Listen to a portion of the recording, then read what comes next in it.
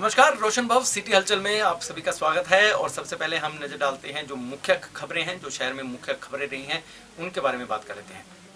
सबसे पहले हम आपको बताते हैं कि हरियाणा के मुख्यमंत्री ने एक ऐप लॉन्च किया है। इस ऐप के माध्यम से आपको हरियाणा सरकार के विषय में सभी जानकारी मिल पाएगी। साथ ही साथ अपने सुझाव भी आप इस ऐप के माध्यम से सरकार तक पहुँचा सकते हैं। किसी भी तरह का सर्टिफिकेट है या किसी भी तरह की हरियाणा सरकार की नौकरी है, वह इस ऐप के माध्यम से आप तक पहुंच पाएंगी। इसके बारे में आपको जानकारी मिल पाएगी। हरियाणा सरकार द्वारा जन सहायक आपका सहायक ऐप समावित योजना का पोर्टल लॉन्च किया गया है और इसकी लॉन्च के अवसर पर मौजूद थे सीएम मनोहर लाल खट्टर। ऐप के माध्यम से नागरिक के सुझाव भी मांगे गए हैं। स्वामित्व योजना पोर्टल शहरी निकाय विभाग ने के लिए बनाया गया है। मुख्यमंत्री ने कहा है कि जन सहायक ऐप सरकार का गेटवे रहेगा। ऐप हिंदी और इंग्लिश दोनों भाषाओं में उपलब्ध रहेगा। ऐप से सर्टिफिकेट संबंधी सभी सुविधाएं मिलेंगी। ऐप में सीएम विंडो की सुविधा भी उपलब्ध होगी। सरकार से जुड़ी कार्य योजना, कार्यक्रम, जन सेवाएं, आपात सेवाएं, नौकरी से संबंधित जानकारी भी इस ऐप के माध्यम से आप प्राप्त कर सकते हैं। मित्रों, सबसे पहले तो कल 1 जुलाई है और 1 जुलाई विश्व भर में डॉक्टर्स डे के रूप में मनाया जाता है। और अभी ये जो दौर चला है, निकला है अभी तक, इसमें पिछले 1.5 वर्ष से जैसे हम कोविड के इस पीरियड में से निकल रहे हैं, उसमें मैं मानता हूँ कि डॉक्टर्स की भूमिका, बहुत बड़ी भूमिका के प्रति बहुत कृतज्ञता हम व्यक्त करते हैं। कोरोना वॉरियर्स के रूप में, फ्रंट लाइनर्स के रूप में डॉक्टर्स ही एक प्रकार के बहुत से लोगों की जीवन को बचाने में और उनका योगदान रहा है। तो मैं इस अवसर पर आज 1 जुलाई की पूर्व संध्या पर सभी डॉक्टर बंधुओं को शुभकामना देता हूं और मानव सेवा में जिस मनोभाव से वो लोग लगे हैं, इसी मनोभाव से और भी आगे काम करते रहेंगे, ऐसी मेरी आशा है। आज 2 पोर्टल्स आपके सामने अभी लॉन्च किए गए हैं, उसके बारे में विस्तार से बताया भी गया है। पहला इसमें था जन सहायक। हम लोग देखते हैं कि सरकारी सेवाएं, बहुत सी ऐसी योजनाएं, बहुत इमरजेंसी की सेवाएं, इतना बड़ा ये संसार हो गया है ऑनलाइन का कि हर किसी को उसके प्रॉपर एड्रेस के साथ याद रखना, फिर उसको ढूंढना, फिर उस पर जाना, अपने आप में एक बड़ी एक्सरसाइज हो गई है ये। तो इस सारी एक्सरसाइज को सरल करने के लिए हमने एक ही जो ये बनाया है पोर्टल, जन सहायक पोर्टल। ये जन सहायक पोर्टल एक प्रकार का यूँ कह सकते हैं कि gateway of Haryana government. Haryana government की कोई भी सेवा, सर्विस, योजना या किसी भी विभाग से जुड़ी हुई कोई जानकारी, हमारे अपने मन में आई हुई जो सुझाव हैं, कुछ डिमांड्स हैं, कोई भी बात जो रखनी होगी, तो इस गेटवे ऑफ हरियाणा यानी जन सहायक के माध्यम से, आईटी गेटवे कह सकते हैं, तो एक इसमें जाने के बाद हमको हर चीज़ प्रॉपर स्थान के ऊपर मिलेगी। और ये अच्छी बात है कि दोनों भाषाओं में, द्विभाषी मोबाइल ऐप है ये, अंग्रेजी और हिंदी दोनों में। G2C, government to customer, citizen, government to citizen, ये सेवा रहेगी। हरियाणा के मुख्यमंत्री ने आंदोलन कर रहे किसानों को भी हिदायतें जारी कर दी है। उन्होंने कहा है कि जो भी किसान या जो भी लोग या राजनीतिक तत्व या लोग आंदोलन करते हैं, उन्हें अपनी हदों में रहना चाहिए। यदि हदें पार करेंगे तो उन पर सख्त कार्रवाई भी की जा सकती है। हरियाणा के मुख्यमंत्री ने इसके बारे में कहा है कि हरियाणा निवास में वह पत्रकारों के साथ बातचीत कर रहे थे और धरने पर बैठे लोगों को अपनी हदों में रहना चाहिए, यह बात भी उन्होंने कही। कानून हाथ में लेने पर सरकार कड़ी कार्रवाई से गुरेज नहीं करेगी। उन्होंने कहा कि अब किसान आंदोलन गलत हाथों में जा चुका है। किसानों के नाम पर राजनीति हो रही है। जिस तरह से आंदोलन में अनैतिक घटनाएं सामने आ रही हैं, उससे किसानों की छवि भी खराब हो रही है। उन्होंने कहा कि आंदोलनकारी उनके संयम की परीक्षा ना ले। किसानों का वह बहुत सम्मान करते हैं और यह बहुत ही सम्मानित शब्द है। किसी बात को लेकर हट पकड़ना भी उचित नहीं है। अगर धैर्य टूटा तो दोनों तरफ टकराव हो सकता है। वैसे तो मैं बहुत बार अपील कर चुका हूँ आपके माध्यम से।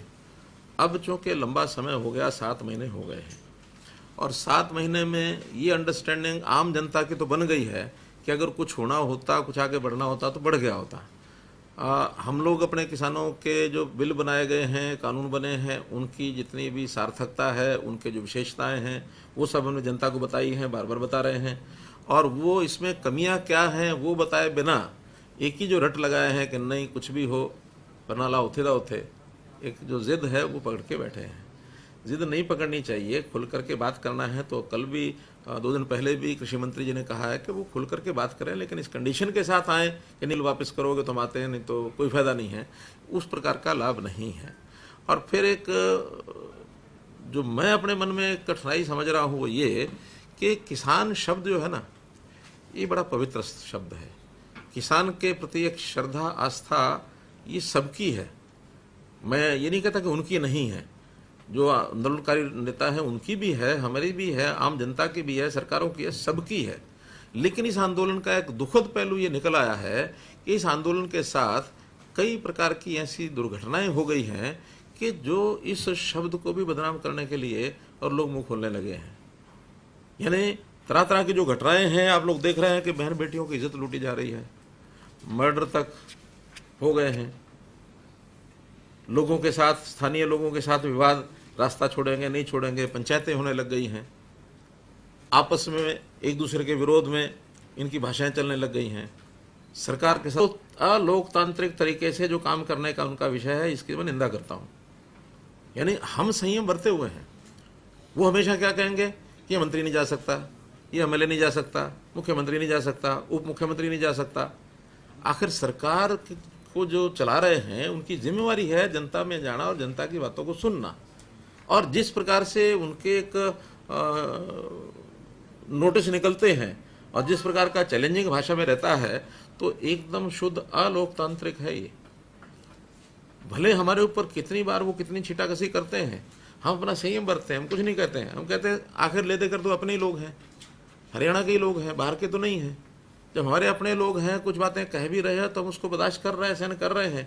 लेकिन सीमा से आगे बढ़ना ये किसी के हित में नहीं है। अब जो सीमा से आगे बढ़े, तुमको कहना पड़ा एक बार कि आप लिख करके दीजिए कि हम अपने आंदोलन को शांति, हिंसात्मक काम नहीं करेंगे, और हिंसात्मक गतिविधि होगी तो उनके खिलाफ कार्रवाई भी होगी, एफआईआर भी होगी। और उस एफआईआर के बाद कोर्ट के जो नोटिस आएंगे वो भी उनको जाएंगे, कोर्ट अपना काम वो भी करेगा।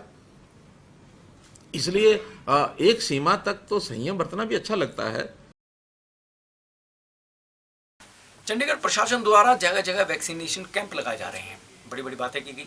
लेकिन धनास की ईडब्ल्यूएस कॉलोनी यानी इकोनॉमिक वीकर सेक्शन की जो कॉलोनी है, वहां पर वैक्सीन का कैंप अब जाकर लगा है। सरकारी स्कूल में यह कैंप लगाया गया। यहाँ के लोग काफ़ी परेशान हो रहे थे वैक्सीनेशन को लेकर। लोग लगवाना तो चाहते थे, लेकिन कहाँ लगवाएं इसके बारे में कोई जानकारी नहीं थी। आखिरकार यहाँ की रेजिडेंट्स वेलफेयर एसोसिएशन द्वारा एक प्राथमिकता की गई, सरकार से संबंध साधा गया और उसके बाद यहाँ पर यह वैक्सीनेशन कैंप लगा है। वैक्सीनेशन कैंप लगने के बाद लोगों में काफ़ी उत्साह दिखाई दिया। लोग यहाँ पर बढ़ चढ़ कर आए और उन्होंने वैक्सीनेशन करवाया है। 18 साल से ऊपर के लोग भी यहाँ पे मौजूद आए और साथ ही साथ 45 वर्ष से ऊपर के लोग भी यहाँ पर बढ़ चढ़कर वैक्सीन लगवा रहे थे। गौरतलब बात यह है कि 45 वर्ष से अधिक आयु के लोगों के लिए वैक्सीनेशन चंडीगढ़ प्रशासन द्वारा पहले से ही लगाई जा रही थी, लेकिन ईडब्ल्यूएस कॉलोनी में कोई ऐसी सुविधा नहीं थी जो यहाँ के 45 वर्ष से अधिक आयु के लोग वैक्सीनेशन लगवा सके। आखिरकार कैंप लगा तो यह लोग भी आगे आए और इन्होंने बढ़ चढ़कर वैक्सीनेशन करवाई है। श्री अमरनाथ बर्फानी लंगर ऑर्गेनाइजेशन यानी सबलों द्वारा कहा गया है कि सरकार द्वारा अमरनाथ यात्रा पर जो पाबंदियां लगाई गई हैं, ये जो बंद करने की बात कही जा रही है, सरकार को इस पर एक बार पुनः विचार करना चाहिए, क्योंकि इससे हिंदुओं की आस्था पर ठेस लगती है। थोड़ी संख्या में, कम समय के लिए ही सही, लेकिन पूरी सावधानी के साथ एक बार इस पर विचार किया जाए और कुछ भक्तों को या कुछ समय के लिए अमरनाथ यात्रा को पुनः स्टार्ट या फिर शुरुआत कर देनी चाहिए। अमरनाथ की वार्षिक यात्रा के दौरान जुटे समस्त भंडारा संगठनों के सर्वोच्च संघ श्री अमरनाथ बर्फानी लंगर ऑर्गेनाइजेशन ने भारत सरकार द्वारा इस वर्ष की यात्रा को रद्द करने के फैसले की आलोचना करते हुए दोबारा इस पर विचार करने का आह्वान किया है। बुधवार को प्रेस वार्ता के दौरान सबलों के अध्यक्ष विजय ठाकुर और महासचिव राजन गुप्ता ने बताया कि सरकार श्रद्धालुओं की श्रद्धा और हितों को ध्यान में रखते हुए फैसले पर एक बार गंभीरता से गौर करे। इस यात्रा की अवधि और यात्राओं की संख्या पर अंकुश लगाकर सदियों पुरानी परंपरा को निभाया जा सकता है। सबलों ने सुझाव दिया है कि यात्रा को 3 या 4 सप्ताह की अवधि के लिए आयोजित किया जा सकता है, जिससे श्रद्धालुओं की संख्या दोनों रूट्स पर कम की जा सकती है। जो लोग दोनों डोज लगवा चुके हैं कोरोना की, उन श्रद्धालुओं को यात्रा के योग्य माना जा सकता है, जबकि यात्रा की शुरुआत में RT-PCR टेस्ट भी अनिवार्य होना चाहिए। सबलों के सदस्यों ने चेताया है कि यदि इस फैसले पर विचार नहीं किया गया तो वह अन्य शिव भक्तों के साथ वे इस दिशा में बड़ा आंदोलन छेड़ सकते हैं। संवैधानिक उपायों के माध्यम से शांतिपूर्वक प्रदर्शन कर वह अपनी मांगे मनवाने का प्रयास भी कर सकते हैं। ठीक कह रहे हैं, लेकिन आज की स्थिति या जिस दिन यात्रा रद्द की है तो कोविड के केसेस दिन प्रतिदिन कम हो रहे हैं और यात्रा को अभी बहुत टाइम है ख़त्म होने में। 22 अगस्त को यात्रा ख़त्म होनी है, रक्षाबंधन के दिन। हमारी ये है कि भले ही इसको 3 हफ्ते के लिए, 4 हफ्ते के लिए इसकी अवधि को कम करके 56 दिन से कम करके 30 दिन, 22 दिन, 25 दिन, 20 दिन यात्रा करवाई जाए और यात्रियों की संख्या भी अगर ज़रूरत पड़े प्रशासन को तो कम कर सकते हैं। नहीं है, डरे भी हुए हैं, लेकिन जो भोलेनाथ के भक्त हैं, जो पक्के अनन्य भक्त हैं, बहुत से बहादुर भक्त भी हैं, वो मांग कर रहे हैं कि यात्रा होनी चाहिए। बिल्कुल बचाना ज़रूरी है जी। हमने इसी के लिए बहुत सारे सुझाव श्राइन बोर्ड को दिए हैं, प्रशासन को दिए हैं कि आप कोविड जिनको वैक्सीनेशन हो चुकी है, 1 या 2 डोज लग चुकी हैं, वो इंश्योर करें। जो आपका RT-PCR एंटीजन टेस्ट है कोविड का, हर एक यात्री का वो किया जाए। ज़रूरत पड़े 1 बार नहीं तो 2 बार भी किया जा सकता है अगर समय 72 घंटे का बीत जाता है। इसके अलावा जो भी प्रोटोकॉल है कोविड का, उसकी भी पालना की जाए। जो स्टैंडर्ड ऑपरेटिंग प्रोसीजर है उसकी भी पालना की जाए, सख्ती से की जाए ताकि कोविड नहीं फैले। चंडीगढ़ यूथ कांग्रेस के कार्यकर्ताओं को लोन चाहिए, और यह लोन चाहिए पेट्रोल और डीजल भरवाने के लिए, क्योंकि पेट्रोल और डीजल की कीमतें इतनी बढ़ चुकी हैं कि अब शायद लोन लेकर ही पेट्रोल और डीजल भरवाना पड़ेगा। ऐसा ही प्रदर्शन यूथ कांग्रेस द्वारा चंडीगढ़ में किया गया है। चंडीगढ़ के RBI के सामने यूथ कांग्रेस के सदस्य इकट्ठे हुए। इनके हाथों में तख्तियां थी और बैनर पकड़े हुए थे। ये लोग कह रहे थे कि सरकार ने पेट्रोल और डीजल के दाम इतने बढ़ा दिए हैं कि आम आदमी की रोजी पर भी इसका असर देखने को मिल रहा है। महंगाई इनके कारण दिन पर दिन बढ़ती जा रही है, जिसके कारण आम आदमी काफ़ी परेशान होता जा रहा है। इसके साथ ही यहाँ पर चंडीगढ़ प्रदेश अध्यक्ष सुभाष चावला भी मौजूद रहे, जिन्होंने कहा कि पेट्रोल और डीजल की कीमतें जिस तरह रोजाना बढ़ रही हैं, उसे आम आदमी को लोन ही लेना पड़ेगा। पेट्रोल के दाम 100 रुपये तक और कई राज्यों में तो 100 से भी ऊपर पहुंच चुके हैं। जनता महंगाई की मार में मर रही है। वहीं यूथ कांग्रेस के कार्यकर्ताओं का कहना था कि वे लोन लेने आए हैं और विजय माल्या, नीरव मोदी, मेहुल चोकसी की तरह लोन लेकर देश से भागेंगे नहीं, बल्कि यह लोन वापस भी करेंगे। लेकिन जिस तरह से अब लोन लेने की आवश्यकता पड़ी है, वह पेट्रोल और डीजल को ही भरवा सकते हैं। ਤੁਸੀਂ ਵਧਾਤੇ ਅੱਜ ਹਰ ਸਟੇਟ ਦੇ ਵਿੱਚ ਕਰੀਬ 100 ਰੁਪਏ ਪਾਰ ਕਰ ਗਿਆ। ਚੰਡੀਗੜ੍ਹ ਵੀ ਉਸ ਤੋਂ ਬਚਿਆ ਨਹੀਂ। ਇੱਥੇ ਦਾ ਵੀ ਨੌਜਵਾਨ ਬੇਹਾਲ ਹੈ, ਜਿਹੜਾ ਮੰਗ ਕਰ ਰਿਹਾ ਕਿ ਹੁਣ ਸਾਡੀ ਜੇਬ 'ਚ ਇੰਨਾ ਵੀ ਪੈਸਾ ਨਹੀਂ ਬਚਿਆ ਕਿ ਅਸੀਂ ਆਪਣੇ ਕਾਲਜ ਜਾਣਾ ਹੋਵੇ ਜਾਂ ਸਰਕਾਰੀ ਨੌਕਰੀ ਜਾਂ ਪ੍ਰਾਈਵੇਟ ਜਿੱਥੇ ਨੌਕਰੀ ਕਰਦੇ ਹਾਂ ਉਹਦੇ ਲਈ ਸਾਡੇ ਕੋਲ ਪੈਸਾ ਨਹੀਂ ਬਚਿਆ। ਹੁਣ ਸਾਨੂੰ ਲੋਨ ਦਿਓ। ਇਹ ਸ਼ਰਮਿੰਦਗੀ ਹੋਣੀ ਹੈ ਸਾਡੇ ਦੇਸ਼ ਵਾਸਤੇ ਕਿ ਅੱਜ ਨੌਜਵਾਨ ਨੂੰ ਪੈਟਰੋਲ ਤੇ ਡੀਜ਼ਲ ਵਾਸਤੇ ਵੀ ਲੋਨ ਮੰਗਣਾ ਪੈ ਰਿਹਾ। ਉਹ ਅਸੀਂ ਸਰਕਾਰ ਤੋਂ ਮੰਗ ਕਰ ਰਹੇ ਹਾਂ। ਹਲਕੀ ਸਾਡਾ ਇਹ ਸਿੰਬੋਲਿਕ ਪ੍ਰੋਟੈਸਟ ਹੈ, ਤੰਜ ਹੈ ਸਰਕਾਰ ਤੇ ਕਿ ਤੁਹਾਡੀਆਂ ਨੀਤੀਆਂ ਨੇ ਅੱਜ ਦੇਸ਼ ਦੇ ਨੌਜਵਾਨ ਦੀ ਕੀ ਹਾਲਤ ਕਰਤੀ ਹੈ ਔਰ ਉਹਦੇ ਮਾਪੇ ਕਿੰਨੇ ਤੰਗ ਹੈ ਕਿ ਉਹਨਾਂ ਦੇ ਕੋਲ ਅੱਜ 1-2 ਲੀਟਰ ਪੈਟਰੋਲ ਪਾਉਣ ਨੂੰ ਵੀ ਪੈਸੇ ਨਹੀਂ ਬਚੇ। ਲੋਨ ਕਿਉਂ ਮੰਗਣਾ ਪੈ ਰਿਹਾ ਸਰ? ਲੋਨ ਇਸ ਕਰਕੇ ਮੰਗਣਾ ਪੈ ਰਿਹਾ ਕਿ ਪੈਟਰੋਲ ਦੇ ਰੇਟ ਇੰਨੇ ਹੋ ਗਏ। ਕਿੰਨੀ ਅਗਰ ਕੋਈ ਬੰਦਾ ਪ੍ਰਾਈਵੇਟ ਜੌਬ ਕਰਦਾ ਜਾਂ ਸਰਕਾਰੀ ਜੌਬ ਕਰਦਾ 15-16,000 20,000 ਤੋਂ ਜ਼ਿਆਦਾ ਉਹਦੀ ਤਨਖਾਹ ਨਹੀਂ ਹੈਗੀ। ਅੱਗੇ ਮਾਪੇ ਕਿੰਨਾ ਕੁ ਕਰਨ ਬੱਚਿਆਂ ਲਈ, ਕਿੰਨਾ ਕੁ ਉਹਨਾਂ ਨੂੰ ਪਾਲਣ, ਕਿੰਨਾ ਵੱਡਾ ਕਰਨ। ਪਹਿਲਾਂ ਪੜ੍ਹਾਈ ਤੇ ਲੱਖਾਂ ਰੁਪਏ ਖਰਚ ਕਰਤੇ, ਨੌਕਰੀਆਂ ਹੈ ਨਹੀਂ। ਹੁਣ ਅਗਰ ਮੋਟਰਸਾਈਕਲ ਚਲਾਉਣ ਵਾਸਤੇ ਵੀ ਮਾਪੇ ਦੀ ਜੇਬ ਕੱਟਣੀ ਪਵੇ ਤਾਂ ਨੌਜਵਾਨ ਸ਼ਰਮਿੰਦਗੀ ਦੇ ਵਿੱਚ ਹਾਲਾਤ 'ਚ ਪਹੁੰਚ ਗਿਆ। ਅੱਜ ਇਸੇ ਕਰਕੇ ਫਾਈਨੈਂਸ ਮਿਨਿਸਟਰ ਤੋਂ ਮੰਗ ਕਰ ਰਹੇ ਹਾਂ ਅਸੀਂ ਕਿ ਤੁਸੀਂ ਇਹੋ ਜਿਹੇ ਝੂਠੇ ਪੈਕੇਜ ਦੇਣ ਦੀ ਜਗ੍ਹਾ ਇੱਕ ਸੱਚਾ ਪੈਕੇਜ ਵੀ ਅਨਾਉਂਸ ਕਰ ਦਿਓ ਕਿ ਦੇਸ਼ ਦੇ ਨੌਜਵਾਨਾਂ ਦੀ ਜੇਬ 'ਚ ਕੁਝ ਪੈਸੇ ਪਾ ਦਿਓ ਮਹੀਨੇ ਦੇ, ताकि वो कम से कम 1-2 महीने अपना मोटरसाइकिल तो चला सकते। प्रधान जी लीडरों ने भी।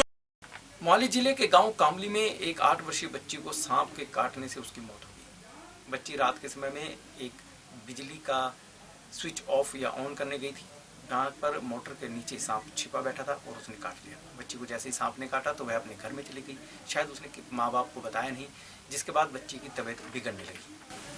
यह सारी वारदात यहाँ पर लगे CCTV कैमरे में कैद हुई, जिसके बाद परिजनों को पता चला कि बच्ची को सांप ने काटा है। उसे अस्पताल ले जाया गया, लेकिन अस्पताल जाने से पहले ही बच्ची ने दम तोड़ दिया। बच्ची की पहचान 8 वर्षीय गुरसीरत कौर के रूप में हुई है। गुरसीरत तीसरी कक्षा में पढ़ती थी। बच्चे के दादा अमरजीत सिंह और पारिवारिक सदस्यों ने बताया कि गुरसीरत को जब सांप ने काटा उस समय वह घर के अंदर ही बरामदे में लाइट बंद करने के लिए आई थी। मोटर के फट्टे के नीचे सांप छिप कर बैठा था। जैसे ही बच्ची ने स्विच ऑन करने लगी तभी सांप ने उसे डस लिया। सांप के काटते ही बच्ची डर के मारे घर के अंदर चली गई। सांप के काटने के बाद बच्ची की तबीयत बिगड़ने लगी। बच्ची का रंग पीला पड़ने लगा। घर वालों को इस बात की जानकारी नहीं लगी। बच्ची की तबीयत बिगड़ती चली गई। घर में लगे सीसीटीवी फुटेज देखने से पता चला कि बच्चे को सांप ने काटा है। इसके बाद उसे अस्पताल ले जाया गया, जहां जाने से पहले ही बच्चे ने दम तोड़ दिया। रोशन भाव सिटी हलचल में फिलहाल इतना ही। नए समाचारों के साथ और नए विचारों के साथ आपसे फिर मुलाकात होगी। तब तक के लिए देखते रहिए रोशन भाव। नमस्कार। जाते जाते एक बात और, यदि आप अपने शहर की लेटेस्ट खबरों को जानना चाहते हैं या फिर आपके शहर में क्या क्या घटा है, कौन कौन सा नेता आया है और उन्होंने क्या क्या कहा है, इसके बारे में जानकारी चाहते हैं तो प्लीज़ सब्सक्राइब कीजिए रोशन भव, आपका अपना चैनल। नमस्कार।